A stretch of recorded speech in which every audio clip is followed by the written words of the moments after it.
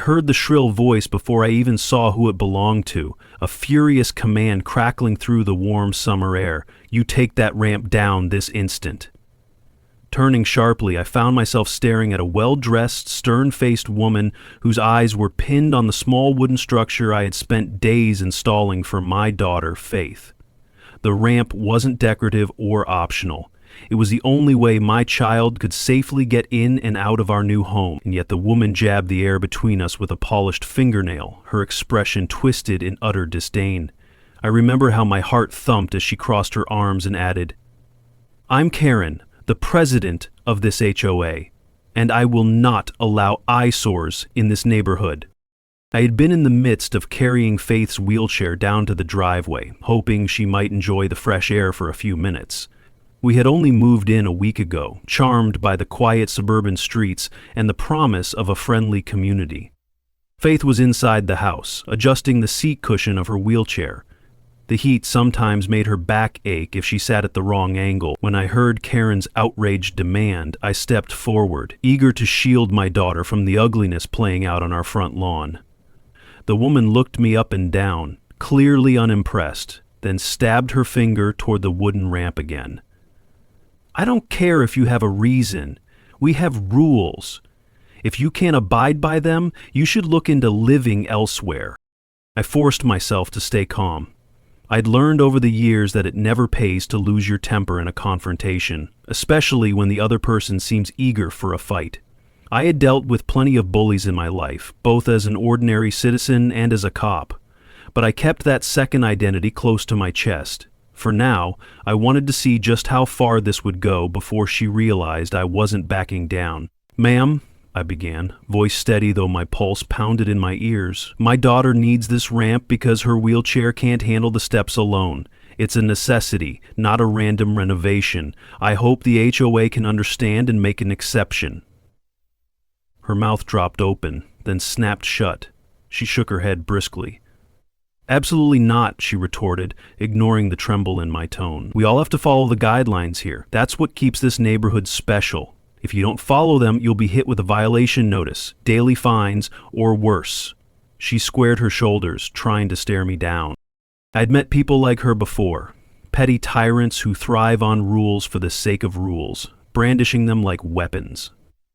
In my decade plus on the police force, I'd encountered all kinds of personalities, from hardened criminals to everyday residents who turned monstrous over minor property disputes. Karen was clearly from the latter category, someone who adored power in small doses, yet inflicted outsized harm on those around her. Before I could respond, the screen door to my house creaked. Faith maneuvered herself out onto the top of the ramp, her soft brown hair catching the sunlight. When Karen caught sight of my daughter, her expression shifted ever so slightly. The corners of her mouth twitched, though I couldn't tell if it was guilt or just further disgust. "Dad?" Faith murmured, looking at me with concern. "Is everything okay?" I took a step closer to her, as if my mere presence could shield her from Kyron's hostility. "Everything's fine, honey," I replied, then I spoke to Kyron, my voice firmer this time. "This is Faith, my daughter. She was born with a condition affecting her muscles. She can walk a few steps sometimes, but it's painful and not safe on steep stairs. The ramp is mandatory for her independence." Karen pursed her lips, shifting her gaze between me and Faith. For a heartbeat, I thought she might soften. Instead, she let out a dismissive huff. "I've seen children use wheelchairs for attention. You're just coddling her." Faith's cheeks reddened as she gripped the wheels of her chair, and I fought the urge to snap at Karen right then and there. Pressing my lips together, I steadied my voice. "I suggest you talk to my lawyer if you believe that," I said quietly. Her eyes narrowed, flickering with the mildest hint of surprise at my mention of legal counsel. She turned on her heel, calling out over her shoulder, "If that so-called ramp isn't gone by the end of the week, you'll regret it." That was the last thing she said before marching down the sidewalk, her designer shoes clicking loudly on the concrete. I heard a neighbor's door slam in the distance, as though someone had been watching from behind their curtains, but didn't want to be seen. Faith let out a shaky breath. "Dad, is she serious?" she asked, She can't just make us get rid of the ramp, right? I placed a hand gently on my daughter's shoulder, pushing the wheelchair back indoors. Legally, she can't force anything that violates the Americans with Disabilities Act, I told her. But she might try to make our lives miserable. Don't worry though, I'll handle it. That evening, once Faith was in bed, exhausted from the stress of the day, plus her usual fatigue from therapy, I settled at my computer to do some digging. I wasn't just a random resident new to the area. I was Officer John Reeves, formerly of a big city precinct before I decided to relocate for Faith's sake. Part of me wanted a quieter life, a fresh start after losing my wife to a sudden illness, and I had hoped this suburban paradise would be the place. Yet only a week in, I was already dealing with a tyrannical HOA president. I knew how to research property records and local laws. I'd done it countless times for investigations. Now, I pored over the HOA bylaws, which I had requested but barely glanced at when we first moved in. Sure enough, they referenced the necessity of obtaining prior approval for exterior modifications. However, there was also a line about medical exceptions, though it wasn't elaborated on.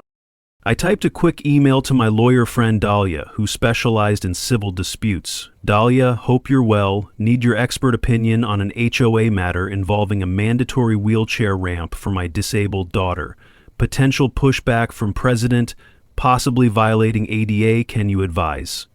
I clicked send and felt a small measure of relief. Dahlia had been a lifesaver in previous cases, always prepared with meticulous knowledge of both state and federal law. Once that was done, I opened a private tab to check if there were any county ordinances that might conflict with ADA guidelines.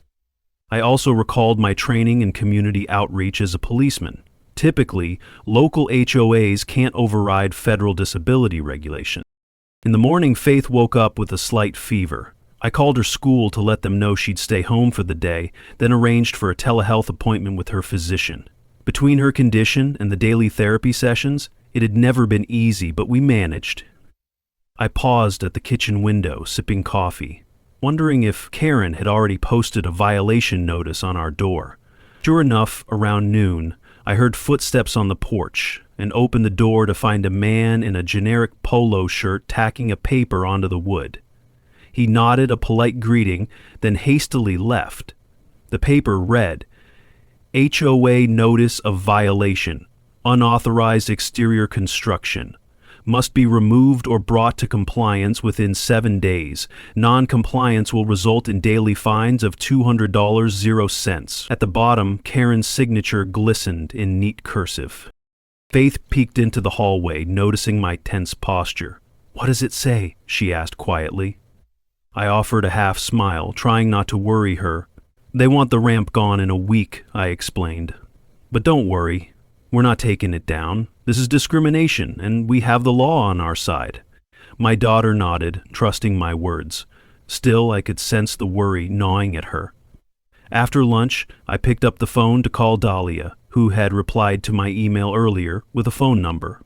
She answered on the second ring. John, I read your email. Sounds like a classic HOA overreach. You have Faith's medical documentation, correct? She asked.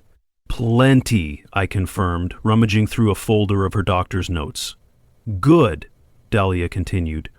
We'll draft a letter reminding them of the Americans with Disabilities Act, the Fair Housing Act, and state laws that protect disabled residents.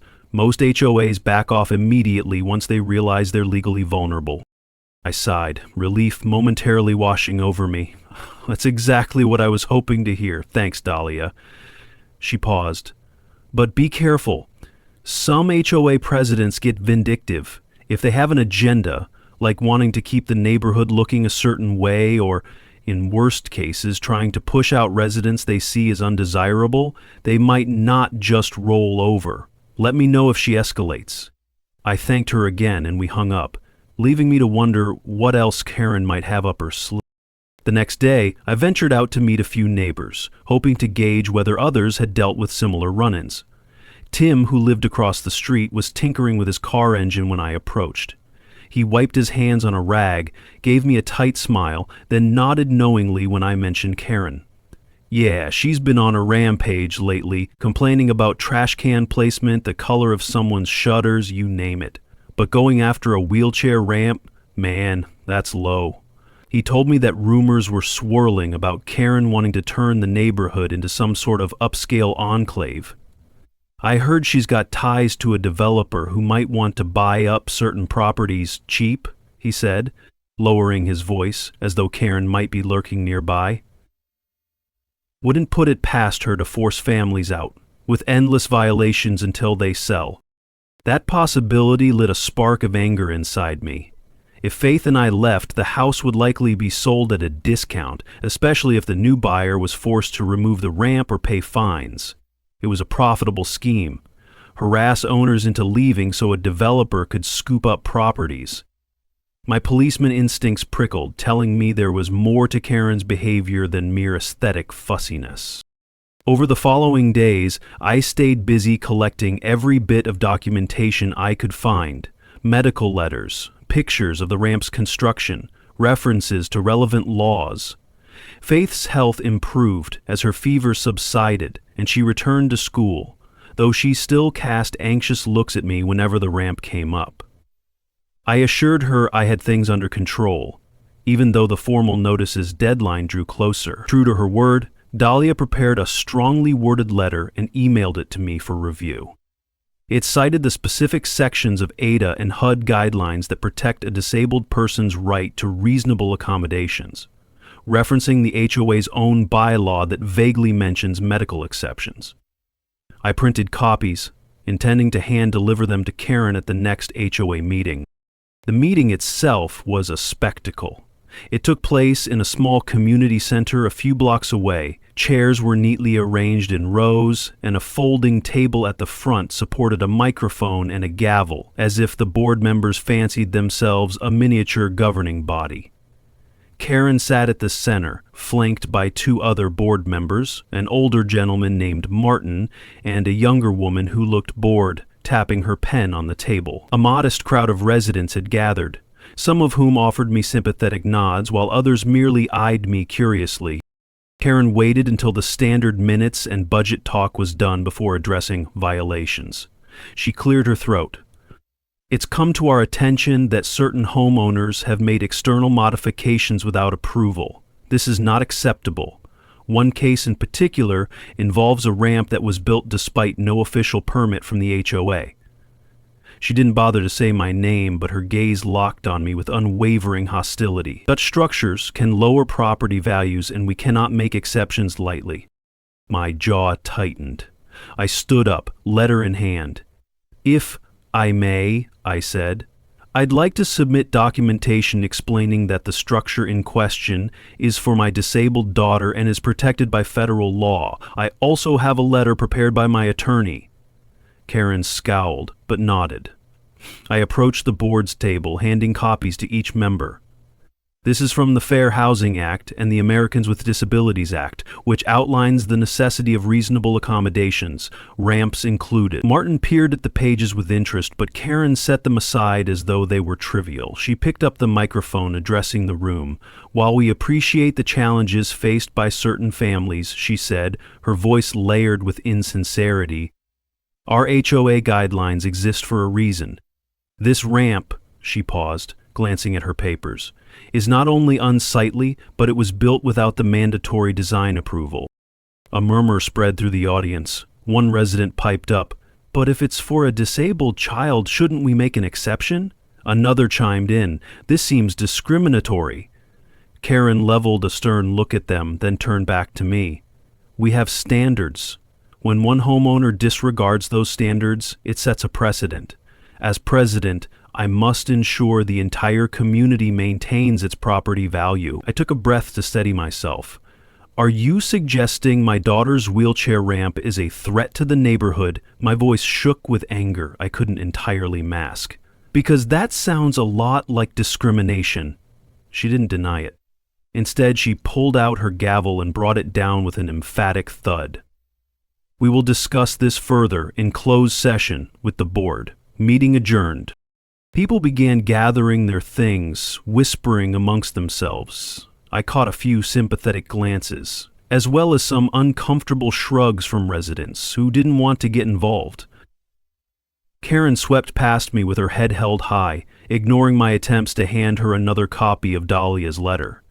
As I left, Tim nudged my shoulder. "Don't worry," he said in a low voice. "You've got the law on your side, and we're backing you." I thanked him, feeling slightly less alone. That night, I paced the living room after Faith had gone to sleep, replaying the meeting in my head. Karen was clearly building a platform to rally the HOA against us, and I suspected she was up to something more devious than a simple fuss over aesthetics. At the same time, I felt the desire to protect my daughter surge anew. I refused to let Karen's threats drive us from our home. To steady my nerves, I reminded myself that if Karen escalated, I had no qualms about revealing my status as a police officer, ready to file a formal complaint or even an injunction if necessary. The next day, I woke early, planning to get some chores done before Faith's physical therapy appointment. My phone buzzed mid-morning. Dahlia's name flashed on the screen. "John," she said, "I just got word that the HOA wants to schedule a hearing with you privately, presumably to see if you'll comply voluntarily. Their official counsel might be present." I sighed, glancing at the half-assembled lunch on the counter. "So, they're going full legal." "Fine, let's do it." Dahlia paused. "I'll be there to represent you. Don't let them intimidate you into making changes you don't want or need." The hearing took place a few days later in a cramped conference room at the local library, which the HOA often used for small gatherings. Karen arrived with two of her board members. One was Martin, who looked uneasy, and the other was the board woman from the meeting, identified as Patricia. Additionally, a lawyer introduced himself as Mr. Varner, claiming to represent the HOA's legal interests. Dahlia and I sat across from them at a rectangular table, a flickering fluorescent light overhead. Faith wasn't present. I didn't want her exposed to more hostility than necessary. Karen wasted no time launching into a prepared statement. "We are here today to discuss the matter of an unauthorized ramp at the Reeves residence. Despite repeated notifications, Mr. Reeves has refused to remove or modify the structure to meet HOA standards. We believe this sets a dangerous precedent and diminishes property values across the community." She gave me a thin smile. "We'd like to see if there's a compromise, perhaps a more suitable ramp design that is harmonious with the neighborhood's aesthetic guidelines." Dahlia spoke before I could. "Under the Americans with Disabilities Act and the Fair Housing Act, my client has every right to install a ramp for his disabled daughter without undue financial or bureaucratic hardship. If your guidelines conflict with federal law, then I'm afraid your guidelines must yield." Mr. Varner cleared his throat, flipping through a folder of documents. "We're aware of federal statutes," he conceded, "but we maintain the right to ensure any modifications adhere to safety and aesthetic regulations. Could you provide engineering plans or architectural renderings that prove the ramp meets our specifications?" I struggled not to roll my eyes. "It's a simple wooden ramp with handrails, constructed according to recommended ADA slope guidelines," I said calmly. "It's safe, stable, and essential for my daughter. What more do you need?" Karen tapped her pen against the table, ignoring my question. "We asked for these plans before construction," she insisted. "You ignored our protocol." Dahlia shook her head. "A wheelchair ramp for a disabled child is not a whim. It's a necessity. Requiring a lengthy approval process is in itself an undue burden. We have the doctor's recommendation and official diagnosis on file." Mr. Varner's expression shifted, as though he realized they were standing on precarious ground. Karen, however, pressed on. "We could consider waiving the usual aesthetic review," she allowed, "but only if Mr. Reeves agrees to certain conditions. The ramp must be painted to match the home's exterior, the handrails must be a specific style, and so on." I exchanged a glance with Dahlia. It was clear Karen was still trying to impose her will. If the HOA wants to provide the paint and cover any additional costs, that might be negotiable, Dahlia suggested, her tone cool. Karen bristled at the implication they'd pay a cent. "Absolutely not. Homeowners must bear the cost of all modifications themselves." Martin, who had been silent, finally spoke. "Maybe we should prioritize the fact that Faith can't use stairs. That's the core issue." Karen shot him a look of thinly veiled annoyance. Mr. Varner intervened to propose a compromise. Perhaps the HOA can waive fines while Mr. Reeves completes any minimal design changes that would align with community guidelines. Dahlia raised an eyebrow. Define minimal? She asked. Karen waved a hand dismissively, as though bored by the entire conversation. We can create a short list of cosmetic improvements, she said. But if it's not done in 30 days, the fines resume. I couldn't stand it anymore. I leaned forward, my voice resolute. I'll consider minor aesthetic changes, but I'm not jumping through hoops just to please you. My daughter's needs come first. If you continue threatening fines, we're prepared to take legal action. I locked eyes with Karen, who seemed almost enthralled by the standoff, and in the event you try to force us out, I assure you we have enough evidence of your discriminatory behavior to file a complaint with the State Attorney General's office. Dahlia nodded in agreement, adding, We'd rather keep this civil, but if you push, we'll respond accordingly. At that, Karen pressed her lips together and flicked an irritated glance at Mr. Varner. He stood, clearing his throat. Let's not escalate, he said. We'll review the documents you've provided and the board will vote on the matter. For now, consider the daily fines on hold.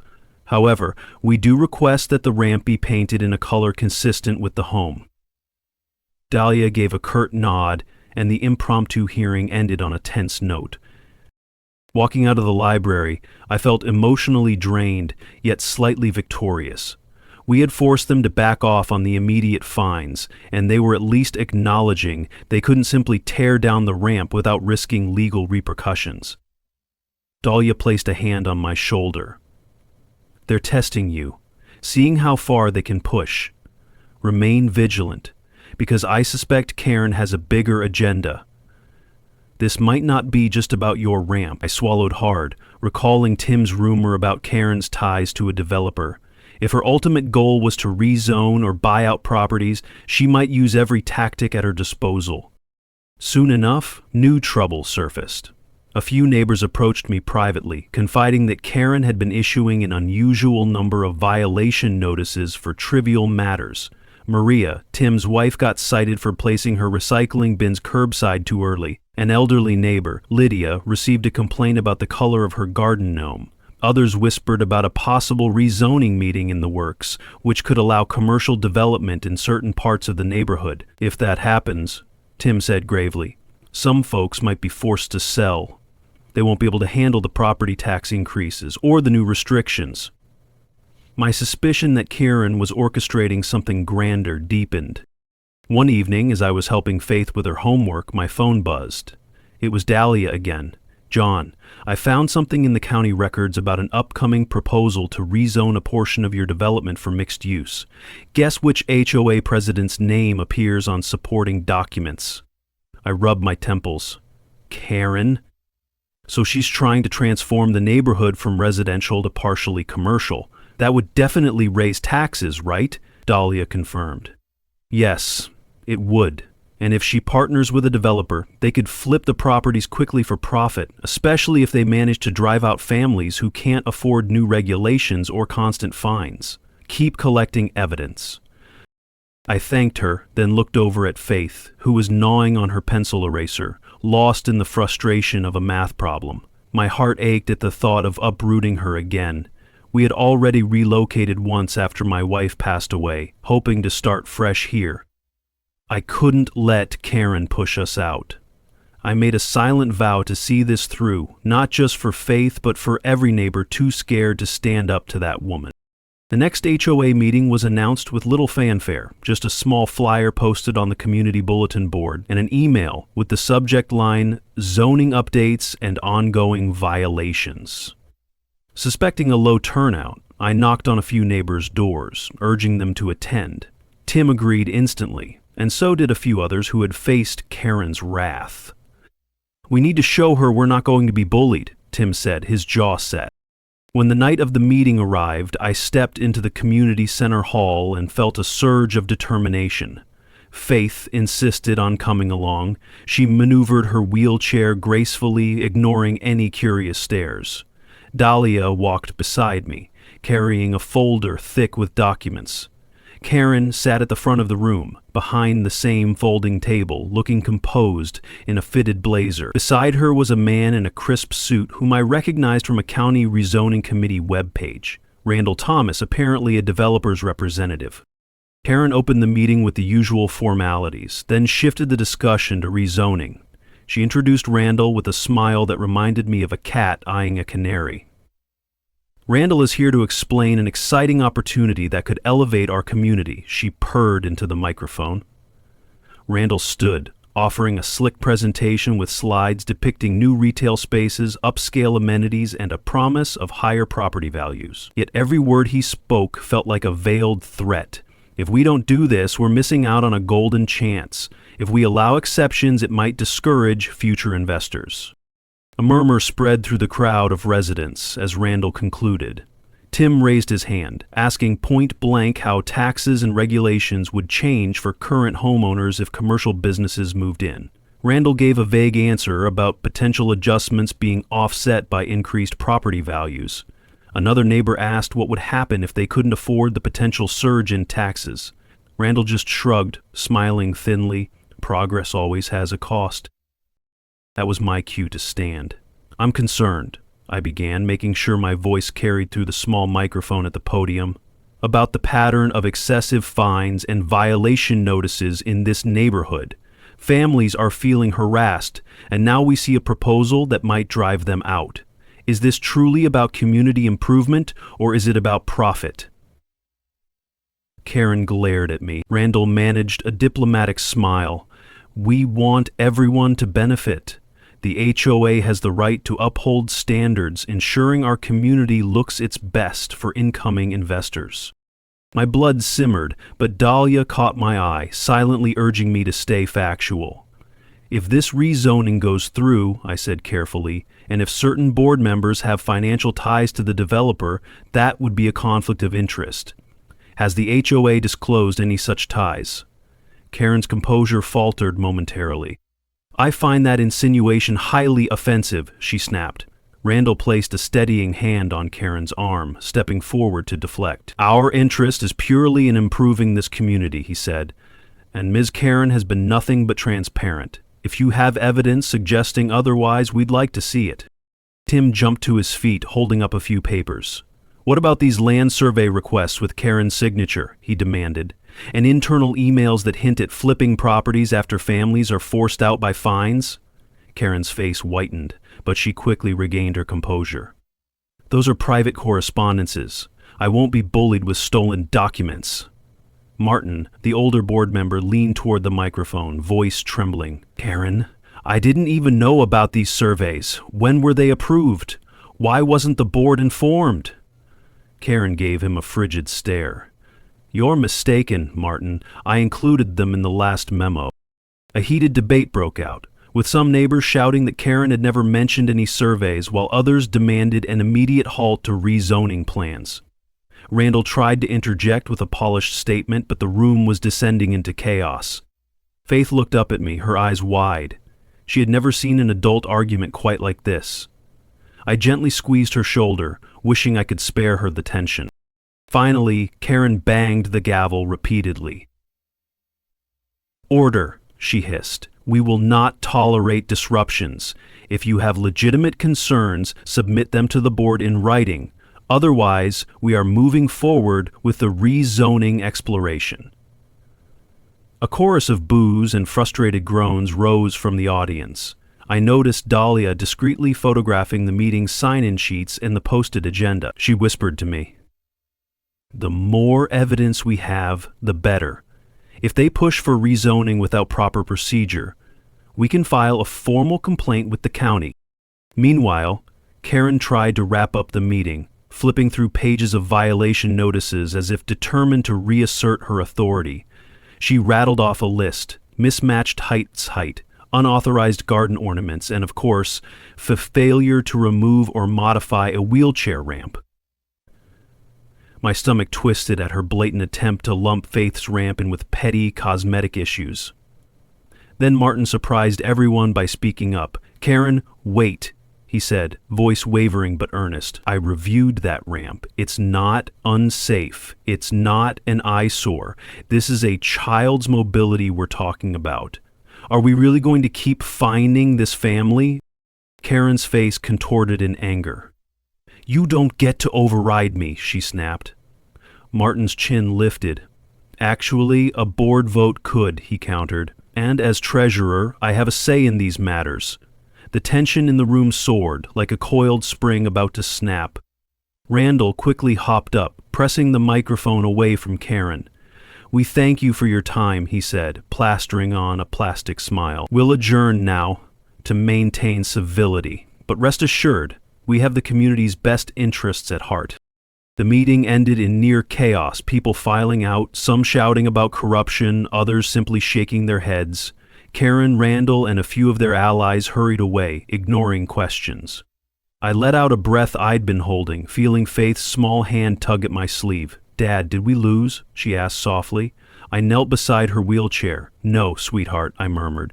This is just the middle of the fight. We'll keep pushing until they realize they can't bully us. Over the next couple of weeks, a flurry of rumors circulated. Some believed Karen would resign if the county found out about her potential conflicts of interest. Others said she'd double down, issuing more fines to scare homeowners into submission. Tim reported that she had discreetly warned him to stop meddling unless he wanted trouble. Maria was terrified, sure they'd get slapped with daily fees for any minor infraction. I advised them to document everything from photos of their property to copies of any notices. During that same time, Dahlia and I prepared a case to present to the state attorney general, if necessary. We compiled evidence, footage of Karen's confrontation with me about the ramp, multiple neighbors' statements, copies of suspicious emails referencing developer negotiations. Some came from an anonymous source who kept leaving envelopes in my mailbox. I suspected it might be Martin or another board member who felt guilty. Finally, the HOA board announced another meeting, this one labeled Urgent Special Session. The entire neighborhood buzzed with speculation. Would Karen attempt to push the rezoning through by a rushed vote?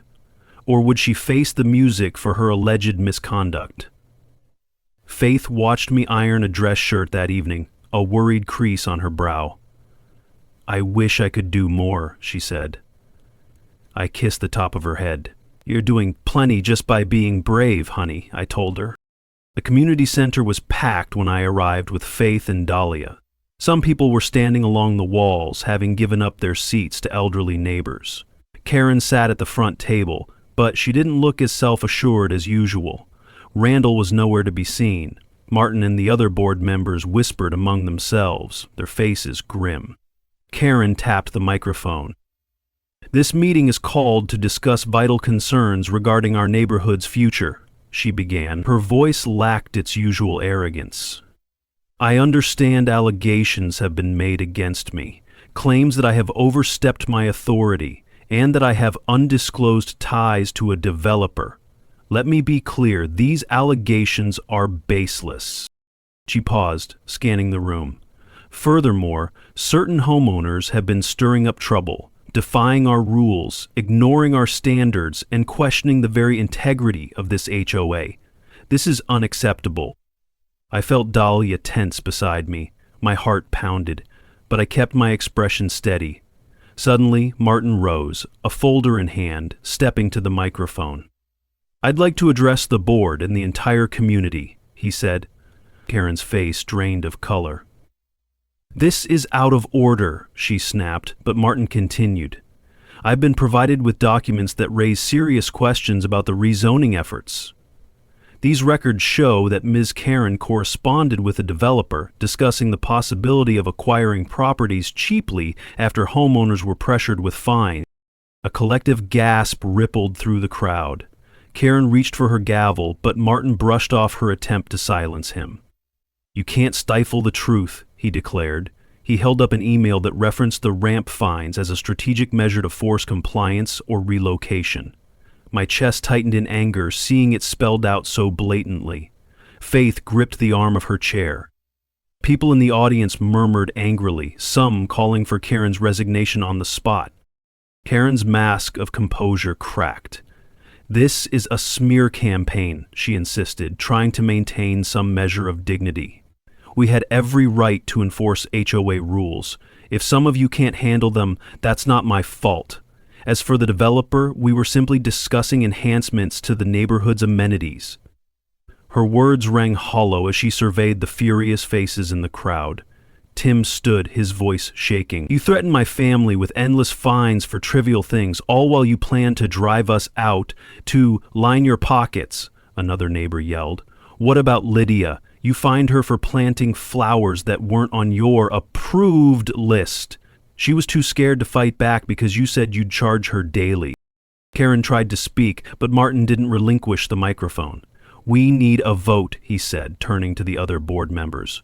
1. To suspend all pending fines until further notice. 2. To decide if we remove Karen from her position. The audience erupted in shouts of agreement.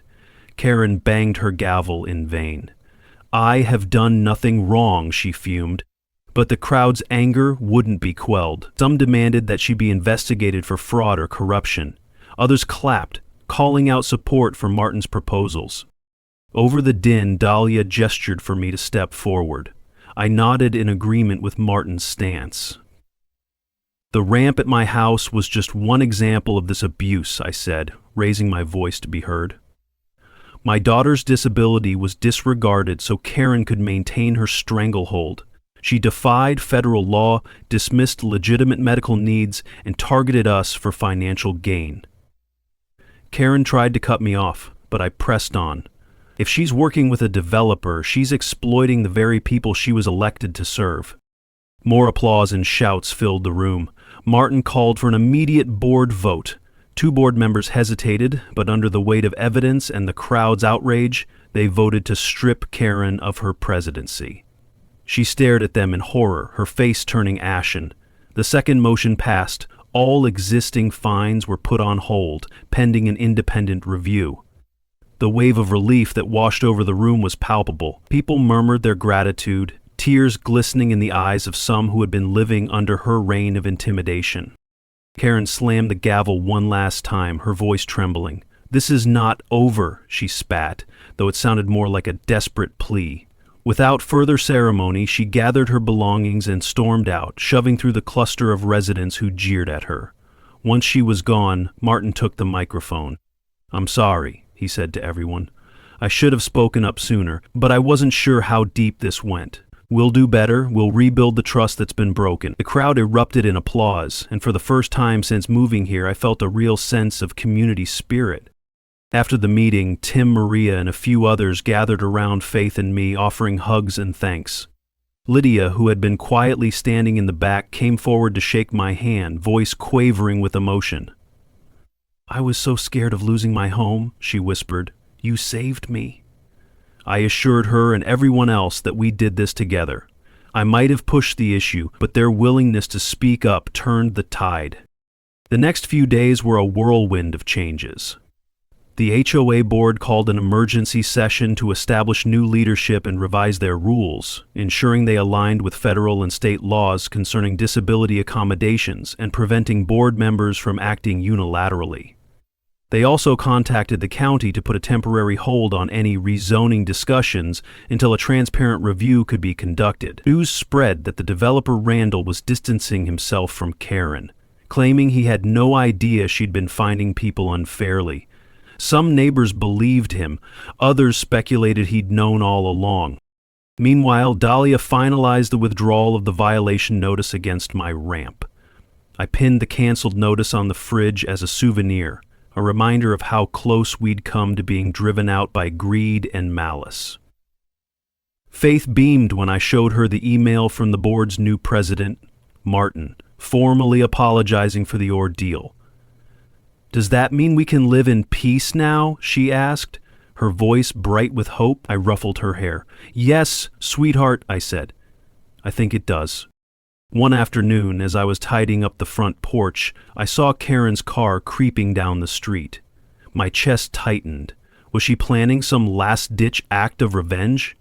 She parked a few houses away, watching from inside. Then she drove off without a word. Later, Tim mentioned seeing her pack boxes into a moving van.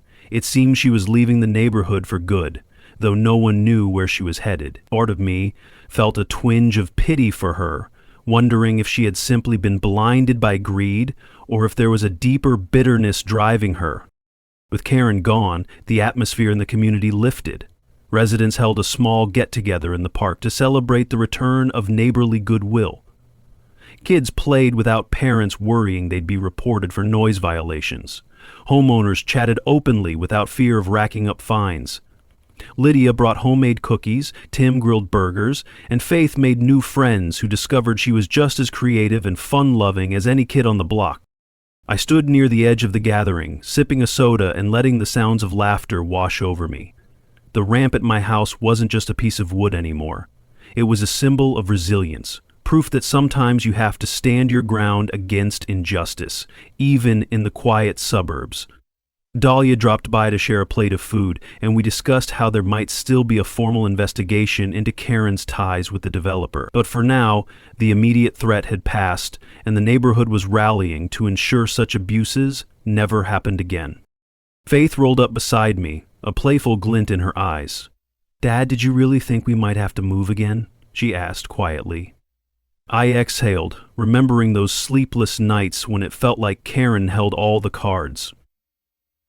For a moment I worried, I admitted, but I also trusted the law, and more importantly, trusted that good people would come together. That's how bullies lose. Faith nodded, her smile gentle. "I'm glad you stayed calm. I don't think I could have handled all that pressure." I leaned down, pressing a light kiss to her hair. "You're stronger than you know, Faith. This fight was about you, but it was also about so many neighbors who needed hope. We gave it to them." Shortly thereafter, life began settling into a pleasant rhythm. Martin took over as the HOA president on an interim basis. The rezoning proposal was shelved indefinitely, and the petty violations ceased. I resumed my normal routine, splitting time between my police duties, yes, eventually the neighbors learned I was an officer, and taking care of Faith's needs. The ramp remained, unchallenged and very much appreciated. Every time I saw it, I remembered that it wasn't just a structure. It was a testament to the power of standing up for what's right. A few weeks later, I received a letter from the county attorney's office requesting a statement about Karen's actions, presumably for an ongoing investigation. I sat down in my home office to write it, outlining every detail of her harassment. With each sentence, I felt a sense of closure. Karen might never face severe punishment, but at least the truth was out in the open. We had exposed her scheme, protected our neighborhood, and secured Faith's right to accessibility.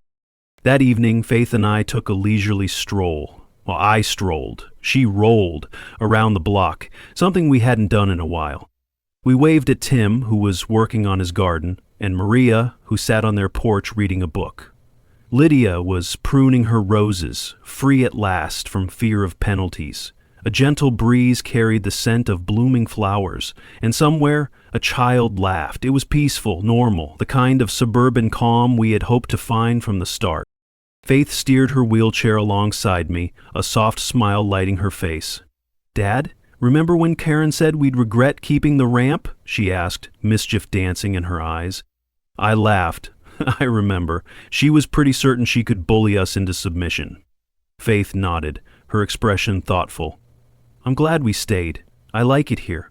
And you never got angry in front of her, even though I could tell you wanted to." I slipped a hand over hers, guiding the wheelchair gently around a small bump in the sidewalk. Part of being on the force taught me how to stay calm under pressure. Though I won't lie, it was hard not to snap. We reached a corner where a tall oak tree provided welcome shade. Faith looked up at me. "When people push and push, it's tempting to push back just as hard," she said, "but you pushed back with the law instead of with anger." Her words filled me with pride. "Exactly," I whispered. "And that's the difference between justice and revenge." On the way back home, we spotted Martin approaching with a folder tucked under his arm. He waved, looking relieved to see us. "Hey, just wanted to hand deliver the final notice," he said with a grin. "The board officially recognizes your ramp as compliant with both HOA guidelines and federal law. No more talk of removal or fines." Faith clapped her hands together. I thanked Martin, and we bid him a good evening. As dusk settled, we sat on the porch, enjoying the soft chorus of cicadas. The air felt lighter than it had in months, free from the weight of hostility. Faith turned to me, her eyes shining.